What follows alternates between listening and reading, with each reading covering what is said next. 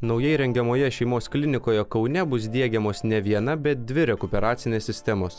Čia yra diegiamas 2 rekuperacinės sistemas, kiekvienam aukštui po vieną. Jos galingumas yra 1000 kubų. Mes pasirinkom šitą būdą dėl to, kadangi tai yra efektyvesnis variantas, kadangi mūsų įrenginiai mes mažinam įrenginių gabaritus, pasirinkdami kiekvienam aukštui, po kiekvieną rekuperacinę sistemą. To mes išlošiam mažesnius gabaritus įrenginio, vamzdynus ir yra efektyvesnis valdymas.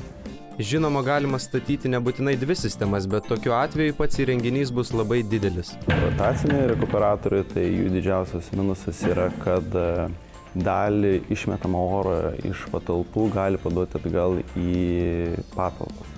O mūsų yra plokšteliniai rekuperatoriai, dėl to mums tas negalioja. Ta prasme, mes išvengiam šitos problemos, kadangi orai mainasi tarpusavy, bet jie nesimaišo.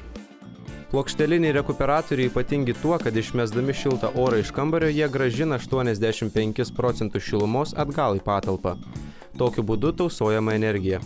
Šilumai užtikrinti klinikoje bus įrengti ir šilumos siurbliai. Čia įdiegta yra šilumos siurbliai oras-oras, kurie, žodžiu, vasarą vėsins, žiemą šildys. Kaip matome, palei lubas yra įdiegta kasetės, tai yra visam pastate yra įdiegtos kasetės. Viena kasetė bus skirta vienam kabinetui. Su kasetė galės nusistatyti norimą temperatūrą, galės valdyti nuotoliniu būdu. Taip pat kasetės ekonominių režimų galės dirbti, pavyzdžiui, savaitgaliai išeiginės galima sumažinti temperatūrą. Pačios sistemos montavimas yra nesudėtingas, viskas montuojama po lubomis, todėl jeigu yra poreikis, nėra sunku prie jos prieiti.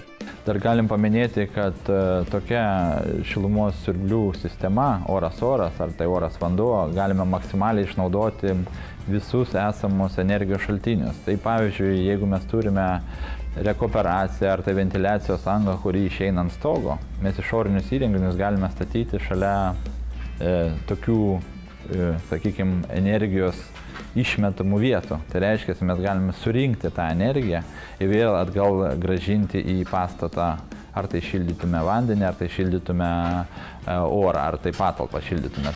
Tokio tipo oro siurbliai skiriasi nuo įprastų tuo, kad yra ekonomiški, šildymui ir vėsinimui naudojama ta pati sistema, o diegimo kaštai nėra dideli.